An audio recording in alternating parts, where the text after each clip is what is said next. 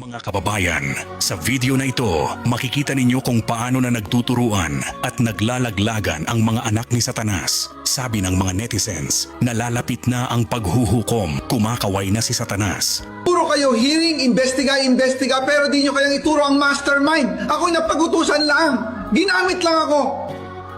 Hindi ko rin naman magagawa ito kung ako lang.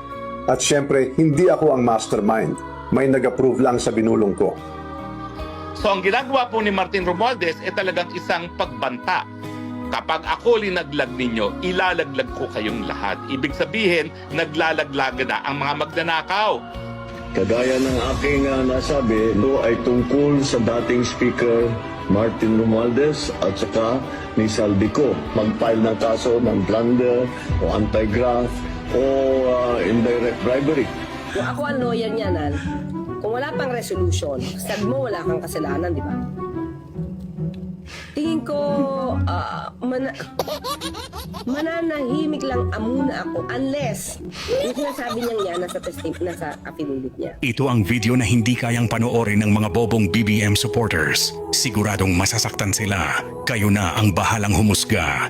Kung sinabi ko na 2025 budget is the most corrupt budget ever passed in the history of Congress. Some critics have said this budget is one of the most corrupt. Would you agree? Yes, I will agree. This is talaga naman a very, very bad budget. Ito po ang pinakakurap. Paragang binanggol nila yung budget. Daming description niya, pinakamasamang budget, pinaka-corrupt na budget. Pinakamasamang budget, wala na. Sa kasaysayan nga po ng Pilipinas, ito ang tinaguriang pinaka-corrupt na budget. Pinaka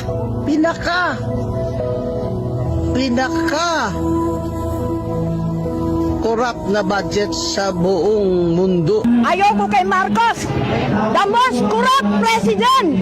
Kahit wala si Congressman Saldico, alam ko na yun. Katangan ninyo, sino pumirma ng GAA, BICAM, May Blanco? Si Marcos, bangag, tatandaan ninyo. Si Marcos ang the most corrupt president I ever heard. Kaya ako lalahok, inflation, ang talong, 200, ang galunggong, 400. Yung 1,000 mo, wala nang mabibili. Isa pa lang yun, na malengke ko. Isa pa lang yun. Tapos, gusto pa niya si Marcos, bangag, maglalakaw ka, Marcos.